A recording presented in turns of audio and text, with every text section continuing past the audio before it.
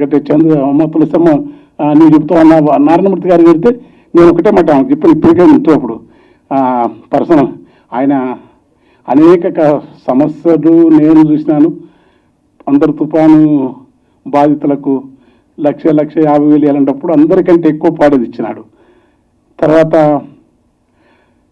తుఫాను తర్వాత వాళ్ళ ఊర్లో అతిశక్తి చెప్తలేను, ఆయన తీయలేక కాదు, ఆయనకి సరికిలే కాదు, నాలాంటి వాళ్ళే మనకున్న దాంట్లోనే కొంత ఇచ్చేవాళ్ళు 1000 మంది కాదు, ఒక 10,000 మంది నారాయణమూర్తి గారికి మనిషికి ₹1,00,000 ఇచ్చేవాళ్ళు ఉంటారు. అంతమంది ఫ్రెండ్స్ ఉంటారు ఆయనకు. కానీ ఆయన ఆ ఊర్లో తనకున్న 2 కోట్లు పెట్టి ఒక హాస్పిటల్ కట్టించి మా ఊరు నాగం జనార్దన్ రెడ్డి గారితో ప్రజలకు అంకితం చేసి దానికి తన పేరు కూడా పెట్టుకోరు ఆయన, వాళ్ళ తల్లిదండ్రుల పేరు కూడా పెట్టుకోలే.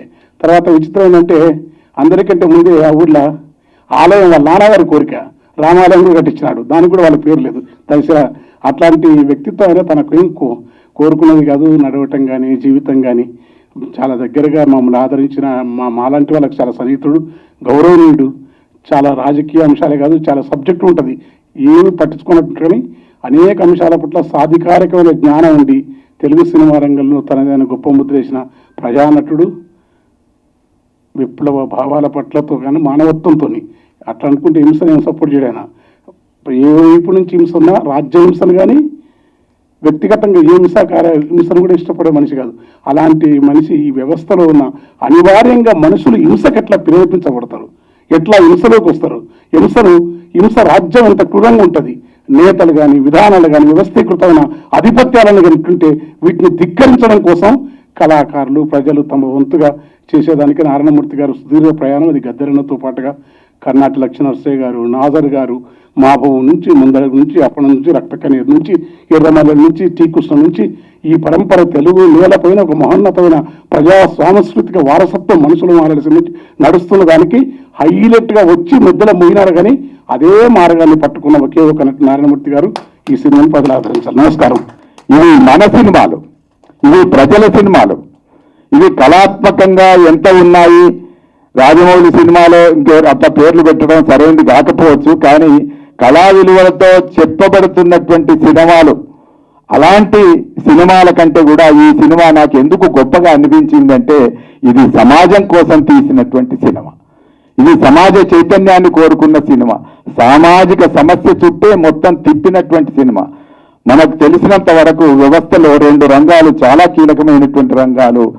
సినిమా ముగుస్తున్నప్పుడు వస్తున్నటువంటి నినాదం విద్యా వైద్య రంగం అనేటువంటిది మొత్తంగా సేవారంగంగా ఉండాల్సినటువంటి ఒక అవసరం ఉంది అనే స్లోగన్తో ఈ సినిమా ముగిసింది. కాబట్టి విద్యారంగం వైద్య రంగం ఈ 2 రంగాలు వ్యాపారంగా మారిన ఇవాళ అవి తిరిగి సేవారంగంలోకి తీసుకువెళ్ళేటటువంటి ప్రయత్నం చేయాలి అనేటువంటి ఒక మంచి సదాశయంతో నారాయణమూర్తి గారు సినిమా తీసినందుకు నేను హృదయపూర్వకంగా అభినందిస్తున్నాను. ఈ సినిమాను మనం అందరం చూడాలి, మనమందరం వీలైనంత వరకు ప్రజల్లోకి తీసుకెళ్ళాలి, అన్ని వర్గాలకు చేరువ చేయాలి. అన్ని వర్గాలు తప్పిపోతున్నటువంటి దశలో తిరిగి ఆ తప్పిపోయినటువంటి చైతన్యాన్ని మనుషుల్లో ప్రతిష్ఠించేటటువంటి సినిమా యూనివర్సిటీ సినిమా. నమస్తే. మొత్తం ప్రైవేట్ కంపెనీలు పనిచేసింది, విద్య ప్రైవేట్ అయింది, వైద్యం కూడా ప్రైవేట్ అయింది. ఇంకా విచిత్రం ఏంటంటే వైద్యం కూడా తీయాలి నెక్స్ట్, అంటే అది నిజంగా చెప్పాలి, అది చాలా భయంకరమైంది వైద్యం. ఇంకా విద్య కూడా భయంకరమైంది. మొత్తం చైనా పాలైంది. చైనా అంటే చైతన్య నారాయణ 2 మొత్తం నాశనం. డ్యూయోపలి అంటారు, మొనోపలి అంటే ఒక్కరి చేతిలో ఉంటుంది, డ్యూయోపలి అంటే 2 చేతిలో ఉంటాయి. కోకోలా పెప్సికోలా, ఇంకో దాన్ని రానియరు. డ్యూయోపలి అది భయంకరమైంది. వైద్యం కూడా అంతే. ఎవరు చేరుతారు? మొత్తం చూసుకోండి, హైదరాబాద్లో హాస్పిటల్ అన్ని ప్రైవేట్, గవర్నమెంట్ హాస్పిటల్ నాశనం చేస్తారు. అక్కడ సిటీ స్కాన్, ఆఖరికి మనం ఎయిమ్స్ చూద్దాం బీబీనగర్లో, సెంట్రల్ గవర్నమెంట్ అంత పెద్ద బిల్డింగ్లు వస్తున్నాయి, అక్కడ సిటీ స్కాన్ లేదు, ఎక్స్రే లేదు, ఎంఆర్ఐ లేదు, ప్రైవేట్ బండి. 1000 మంది వస్తుంటారు, ఏముండదు. ఎందుకంటే వాళ్ళకు డబ్బులు అక్కడి నుంచి వస్తాయి. సెంట్రల్ యూనివర్సిటీ ఉంటుంది. ఆ సెంట్రల్ యూనివర్సిటీలో చదువుకునే విద్యార్థులు ఒక 5 నుంచి 6 వేల మంది ఉంటారు. 1000 కోట్ల బడ్జెట్ ఆ యూనివర్సిటీది. ఒక యూనివర్సిటీ ఒక 5-6 వేల మంది విద్యార్థులు చదివే చోట 1000 కోట్ల బడ్జెట్. ఉస్మానియా విశ్వవిద్యాలయం ఒక్క యూనివర్సిటీ లోపలనే 20,000 మంది ఉంటారు. దాని అనుబంధ కళాశాలలు అంటే యూనివర్సిటీ కాలేజెస్లో ఒక్కొక్క కాలేజీలో ఒక 5,000 ఉంటారు. అట్లా 5 కాలేజీలు ఉంటాయి. అంత పెద్ద యూనివర్సిటీ, మొత్తం తెలంగాణకి విద్యను అందించే యూనివర్సిటీ. ఆ యూనివర్సిటీకి ఇచ్చే బడ్జెట్ జీతాల కోసం ఒక 500 కోట్లు. ఇది పరిస్థితి. కనుక ఇట్లాంటి ఒక ముఖ చిత్రం సమాజానికి అర్థం కావాలంటే తప్పనిసరిగా ఈ సినిమా చూసి తీరవలసిందే. ఆఫ్ఘనిస్తాన్ స్కూల్స్ మన స్కూల్స్ కంటే బాగుండడం ఏంటి? మన విద్యా వ్యవస్థ కంటే చాలా ప్రపంచ దేశాల విద్యా వ్యవస్థలు అద్భుతంగా ఉండడం ఏంటి? అంటే ఇక్కడ మనకు డబ్బులు కొరత కాదు. మనకి ఎందుకు డబ్బులు కొరత? ఒక్కొక్క ఓటుకి 10,000 20,000 ఇచ్చి కొనే వ్యవస్థలో మనం ఉన్నప్పుడు, అంత మనం దోచిపెడుతున్నప్పుడు మనకి డబ్బులు కొరత కాదు, కమిట్మెంట్ కొరత. కమిట్మెంట్ లేని లీడర్స్ని మనం ఎన్నుకోవడం మన ప్రధాన లోపం. సో ఈ సినిమా విషయానికి వస్తే ఇది ఒక అవేర్నెస్ కోసం తీసిన సినిమా. ఆ అవేర్నెస్ ఆయన ఇప్పుడు కాదు, ఆయన పీపుల్స్ వార్ మూవ్మెంట్ జరిగేటప్పుడు దానికి సంబంధించిన సినిమాలు తీశారు, తెలంగాణ మూవ్మెంట్ జరిగేటప్పుడు దానికి సంబంధించిన సినిమాలు తీశారు, ఢిల్లీలో నిర్భయ ఇన్సిడెంట్ జరిగినప్పుడు దాని పట్ల ఆయన వాయిస్ వినిపించారు. ఇప్పుడు గత 4-5 ఏళ్లుగా మన దేశంలో జరిగిన విద్యా వ్యవస్థ చుట్టూ చోటు చేసుకున్న అనేక పరిణామాలని మళ్ళీ మీరు గుర్తు చేసుకోండి, మీరు స్పందించండి. ఇది మన దేశాన్ని బాగు చేసుకునే ఒక టైం ఇది.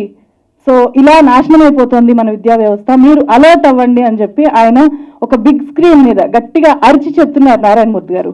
సో మనం మేల్కోవాలి, అందుకని చూడాలి అంటున్నాను. అంటే నారాయణమూర్తి గారి సినిమాలు ఏ పుష్పలాగానో బాహుబలి లాగానో ఉండకపోవచ్చు, బట్ ఆయనకు ఉండే ప్యాషన్ని, సినిమాని ప్రేమించే వాళ్ళు కూడా చూడండి. నారాయణమూర్తి గారు 50 ఏళ్ళుగా సినిమా తీస్తున్న వ్యక్తి ఎంత ప్యాషనేట్గా నటిస్తున్నారు, సినిమాని ఎంత ప్రేమిస్తున్నారు, సమాజాన్ని ఎంత ప్రేమిస్తున్నారు అని మీరు తెలుసుకొని నేర్చుకోండి. సో చాలా బలమైన మాధ్యమంగా ఈరోజు సినిమా ఉన్నప్పుడు ఆ సినిమాని తన ఏకైక గొంతుతో ఆ పెద్ద మనిషి అంతగా అరిచి చెప్తున్నప్పుడు చాలామంది దాని నుంచి ఒక ఇన్స్పిరేషన్ తీసుకోవడానికి ఈ సినిమా చూడండి అని చెప్తున్నాను. సామాజిక పరివర్తనకి సాధనంగా సినిమాను చూశాడు. కళా మూల్యాలు కూడా కొద్దిసేపు పక్కన, ఆయనకు ఆ కళా విలువలు అన్నదాన్ని కూడా అంతగా ఆరాధించే వ్యక్తి కాదు, వస్తువే ముఖ్యం ఆయనకి. ఒక వస్తువుని ఎజెండాకు పెట్టాలి, ఒక విషయాన్ని ఎజెండా మీద తీసుకురావాలి, చర్చకు పెట్టాలి, బలంగా చర్చకు పెట్టాలి అని చెప్పి తెలుగు నేల మీద ఎగిసి పడిన అన్ని ఉద్యమాల మీద ఆయన సినిమాలు తీశారు. ఏది ఆయన వదిలిపెట్టలేదు. మామూలుగా రోజు మనందరం పేపర్ చదువుతాం, ఆ వార్త చదువుతాం, కాసేపు ఏదో మదన పడతాం, వదిలేస్తాం. కానీ ఆయన అక్కడితో ఊరుకోడు. అక్కడ ఆయనను ఎవరో పోలీస్ చోకౌట్ చేసినట్టు అనమాట. ఎరిక్ గార్నర్ని, ఆఫ్రో అమెరికాలో ఎట్లా చోకౌట్ చేశాడో అట్లా ప్రతిరోజు పేపర్ చదివేదాన్ని ఎవరు చోకౌట్ చేస్తారు. ఐ కాంట్ బ్రీత్ అంటారు నారాయణమూర్తి గారు. ఆ బ్రెత్లెస్ సమయం, ఆ ఘర్షణ, ఆ ఆవేదన ఒక సినిమా అవుతుంది. ఇది కూడా అట్లాంటి సినిమానే.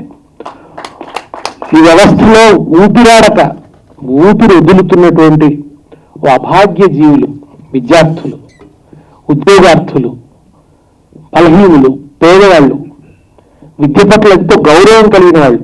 ఆ మొట్టమొదటి పాటలో మొదటి గురువు అమ్మ, మలి గురువు నాన్న, మాకు ఈ విలువలన్నీ చెప్పినటువంటి గురువు చాలా లేత హృదయాలతో, చాలా గొప్ప ఆరాధన భావంతో విద్య గురించి మాట్లాడిన విద్యార్థులే సామాజిక వాస్తవికత వాళ్ళ జీవితంలోకి వచ్చిన తర్వాత, అమ్మ మేము ఈ వ్యవస్థలో ఉండలేకపోతున్నాం, మీరు ఈ చదువులు చదవలేకపోతున్నాం, ఉద్యోగాలు సాధించలేకపోతున్నాం, అమ్మ ఈ లోకంలో మేము మనుగడ సాగించలేకపోతున్నాను, ఒక్కొక్క బిడ్డడు రాలిపోతున్న దృశ్యాల్ని ఆయన సినిమాలో చూపిస్తూ పోయినాడు.